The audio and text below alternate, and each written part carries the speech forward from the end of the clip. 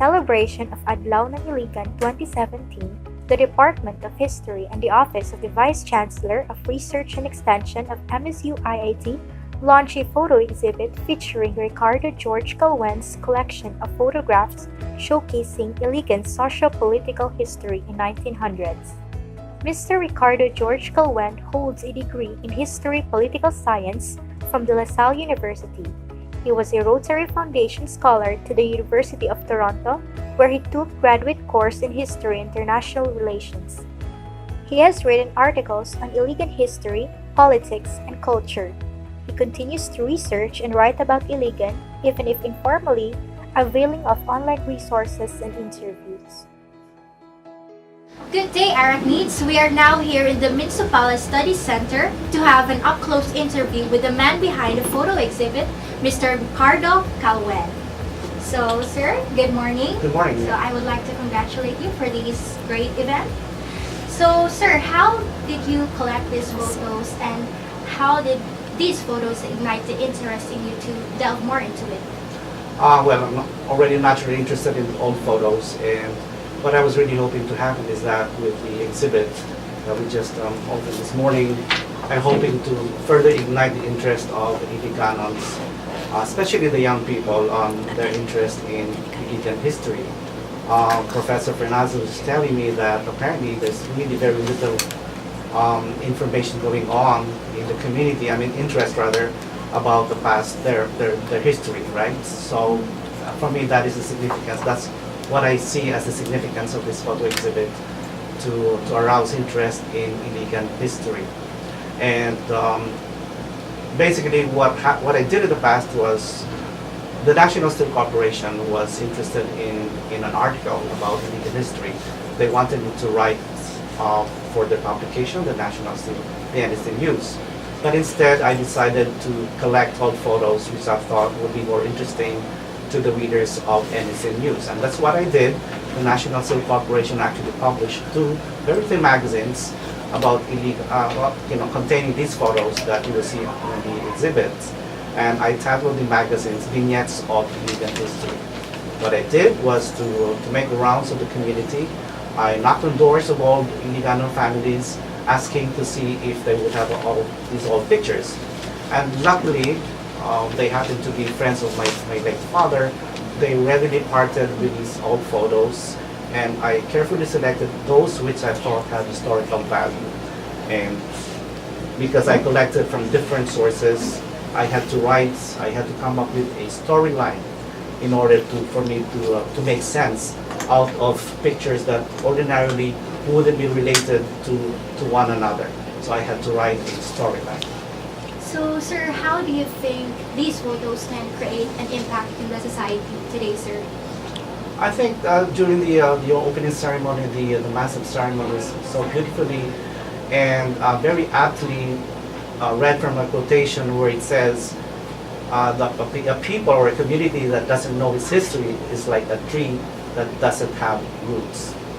As Iligan City moves on to a new century, as more and more people from other parts of the country come to settle in Iligan, I think it is very important to know what Iligan was like, how it developed as a community and as a city. Very few people know that Iligan has actually 400 years of documented history. Iligan played a pivotal role during this, the development of our national story, not history, our national story as a nation. Way back from the 1600s up until the 1900s, during the Spanish era and during the American period of colonization. Iligan was very important, in a sense that, the Spanish government, the colonial administration, and even the American colonial administration thought it to settle in Iligan and make it some kind of a base for its operations in terms of the colonization of the country. Of course, it has its negative effects insofar as us as a nation is concerned, because it's a part of it is colonial history. But nonetheless, Iligan played a role in that history. So, sir, what do you think is your goal here, sir? Like, what message would you like to convey in showcasing these photos? I was really hoping as again, to arouse the interest of the community in learning more about their past. And that is why this morning part of my little spiel was to pitch for the creation of the Iligan Historical Commission. The City Hall should really do something about it. Iligan is a major Philippine city, and sadly, I think this is one city, a big city, that doesn't have a historical commission. If you go around the country, Cebu, Cagayan de Oro, Iloilo, Tagbilaran, all these other cities have historical committees or historical commissions. Iligan, which is a very historical city, doesn't have one. And that's why I have been pitching for the creation of the Iligan Historical Commission.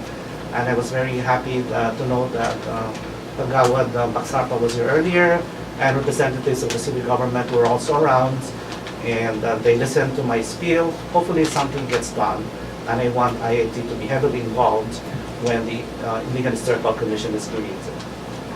That's so great to hear, sir. So, what are your plans after this, sir? Like, you have some other plans to create more awareness to everyone, to promote this? I will not be doing that. That will be the assignment of the Iligan Historical Commission. And I already, in fact, even without the commission being created yet, I already gave them an assignment to do something about filing with the National Historical Institute to follow up on my earlier requests for the National Historical Institute to put up a marker, a historical marker, to designate the area where a Spanish fort used to be located. We had a Spanish fort here. We had two Spanish forts. The first one was built in 1642. It was called Fort St. Francis Xavier. That was washed away by the big flood around that period. But we had another one. It's called Fort Victoria. Again, it was washed away. But it was there up until around 1903, and eventually the last vestiges, the remnants, the relics of the fort, totally washed away in another major flooding which took place in 1923. So that was a historic fort, and I was hoping that the Iligan Historical Commission could do something about that in follow-up to my letter requesting for the installation of a historical marker. And there's so many other things that the Historical Commission could actually do. One of which, and for me again, high on the agenda, would be to collect oral histories about Iligan, while hopefully the sources are still around to tell their story. So, sir, what is your message to the youth, to us students, to to further broaden our knowledge to the history? Yeah. History normally we associate with, the pursuit of history, we normally associate with state-looking academics, like leave it to the professors, leave it to the history majors. But I think history should be everybody's concern, because it involves our history, our story, as a people, as a community, as a nation. And I think everybody should be naturally interested to know something about their past, right? Wouldn't you be interested to know what your family was like, who your grandparents were, who the grandparents of your grandparents were, what they did? Is basically what I'm trying to do for Iligan. What did the old Iligans do? And what happened?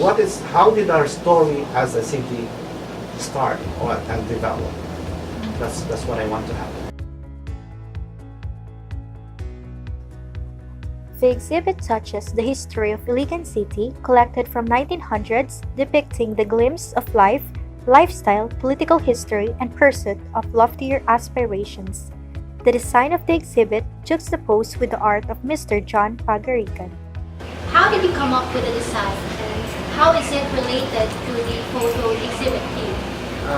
First of all, because Iligan is known for being once the city of the industries, and way back noon. And then, Iligan is now known as the city of waterfalls. So, it is not actually a theme. I was given only the idea that there would be historical photos of all. So, being also a history student, so para sa akin, naging image yung picture of the early Iligan. So it will be at the face of the first Iligan. And then, wala pa yung industries noon, pero coming na siya. So, you will be the next part of the history of Iligan. So, if ever na meron na siyang part 2, yung history HULAGWAY part 2, the focusing on the industries, yung na siya, 1970s yun, mga timeline niya, it would be like, it focuses sa industries. The exhibit was like historical and partly cultural because that's relative history and culture. It's mixed naman talaga siya. And it is a glimpse of the past of Iligan City. So that metallic something, it symbolizes the industrial. The industrial phase of Iligan. So And also the waterfalls, in the projector, merong waterfalls. It will be the coming of the hydroelectric power, being the power of the powerhouse of northern Mindanao, Iligan, during Atuna time. is there a message that you'd like to convey through your design? Me personally, I really wanted na hindi yung City of Waterfalls the image. I want the industry image of Iligan. So I want to bring it back, especially because I'm Iligano, and I want to bring it back that we are still the city of industries of the South. Indeed, a community which doesn't have knowledge of its history is like a tree that doesn't have its roots. Thus, it is important for us to know how we develop as a community. This is Gian Marcera from CASS, for CASS, and by CASS.